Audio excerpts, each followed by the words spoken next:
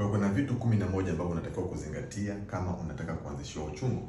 Nafikiri unaweza kuona imeandikwa kidogo Kiingereza hapo kwamba 11 things to note prior induction of labor. Kwa hiyo cha kwanza ni kwamba lazima tuweze kujua aina gani ambayo unatakiwa kutumia ili kuanzisha uchungu. Kwa hiyo namba moja, unaweza kutumia catheter hii ambayo tuna mara nyingi tunaweza kutumia katika kutolea mkojo kama mtu anashindwa kukojoa au baada ya operation, lakini pia kuna vidonge ambavyo mtu anaweza kuvitumia ili kuweza kuanzisha uchungu. Kwa hiyo kitu cha pili cha kuzingatia ni kuweza kujua kwamba nyonga zako zikoje. Mfano, kuna watu ambao nyonga zao sio nzuri, na maanisha haziwezi kupitisha mtoto. Kwa hiyo ni vyema sana kuanza kufanya vipimo na kuweza kujua kama nyonga zako zinaweza kupitisha huyo mtoto. Cha tatu ni vyema sana kuweza kujua ukubwa wa watoto wako. Mfano, mtoto akiwa ni mkubwa kama unavyoona huyu anaweza kuwa na kilo 4 point. Sawa, mtoto kama huyu kupita katika nyonga zako zinaweza kuwa changamoto. Kwa hiyo kabla hujaanzisha uchungu ni vyema kwanza kuweza kufanya ultrasound na kuweza kujua ukubwa wa watoto au mtoto ambaye umembeba. Pia issue ya mkao au presentation inamaanisha kwamba mtoto amekaaje tumboni. Ukiweza kuangalia picha ya kwanza hapa, mtoto anatakiwa kutanguliza kichwa.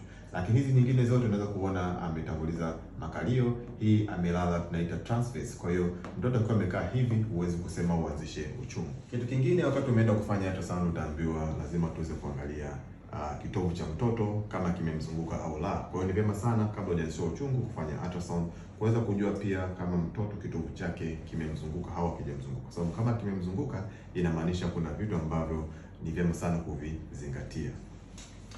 Jambo la sita ni kuhusu zalio. Zalio tunaliita placenta. Kama unaweza kuona hii ni zalio, kama unaona hii uwekundu ni zalio. Kwa hiyo likiwa liko juu tunasema halina shida yoyote, lakini linapokuwa zile margins zake zimekaribia kufika kwenye shingo uzazi, basi ni vyema sana kuwa mwangalifu sana unapotaka kuanzisha uchungu. Na kama hii ambayo imelala kabisa chini kwenye shingo uzazi inaitwa placenta previa, huwezi kuanzisha uchungu, basi utaishia kujifungua kwa operation. Jambo jingine ni mama kama tayari alikuwa ameshawahi kujifungua kwa njia ya operation. Kwa hiyo ni vyema sana kuweza kujua aina ya mikato ambayo alikuwa nayo katika mfuko wa uzazi, sio katika ngozi, hapana, katika mfuko wa uzazi. Unaweza kuona picha ya kwanza inaonyesha kwamba mama alikatwa vizuri, inaitwa lower transverse incision, alikatwa vizuri chini. Lakini hii pia kuna lower vertical incision, mtu alikatwa kwa kusimamishwa, mkato wake ni wa kusimamishwa. Hii ni kama smile au transverse, mkato unaoenda hivi, lakini hii mkato wa kusimama.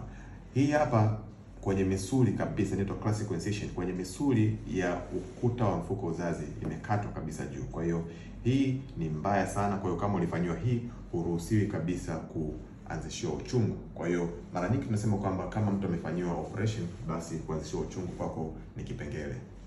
Pia ni vyema sana kujua wingi wa maji yanayomzunguka mtoto, kama maji yako ya kutosha au hayako ya kutosha. Ni vyema sana kwa sababu yakiwa maji machache, basi maji haya au mtoto huyu anaweza kukandamiza kile kitovu. Anapokandamiza kile kitovu, inamaanisha kwamba mtoto anakuwa hapati hewa ya kutosha katika kila contraction.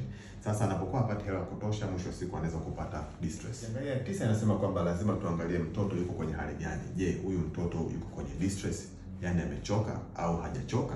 Sawa. Kwa hiyo kuna vipimo ambavyo unaweza kufanya. Unaweza kufanya kipimo kinaitwa NST ambayo ni non stress test, naangalia kama mtoto yuko kwenye hali gani. Lakini pia inakuwa supported pia na kufanya ultrasound ambayo tunaangalia biophysical profile. Kwa hiyo tunaangalia kwa ujumla mtoto yukoje.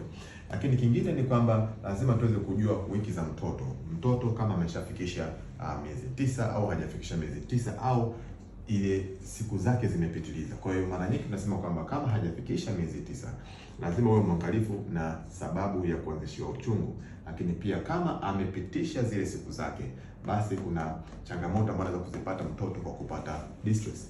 Lakini la mwisho ni kwamba unapoanzishiwa uchungu au unapofikiria kuanzishiwa uchungu, lazima uwe katika hospitali ambayo inaweza kufanya operation ya cesarean section. Kwa hiyo usio kuanzishiwa uchungu kwenye hospitali ambayo ni ndogo, ambayo hawezi kufanya operation, alafu mwisho wa siku unapohitajika kufanya operation ya dharura, basi unaanza kukimbia na kwenda hospitali nyingine. Kwa hiyo hakikisha kwamba unapoanzishiwa uchungu, basi hiyo hospitali iweze kufanya operation. Nafikiri kwa vitu hivi 11 ukivizingatia utakuwa katika usalama zaidi. Kama kutakuwa kuna swali, usisahau kuuliza na endelea kufuatilia programu zetu uweze kujifunza zaidi.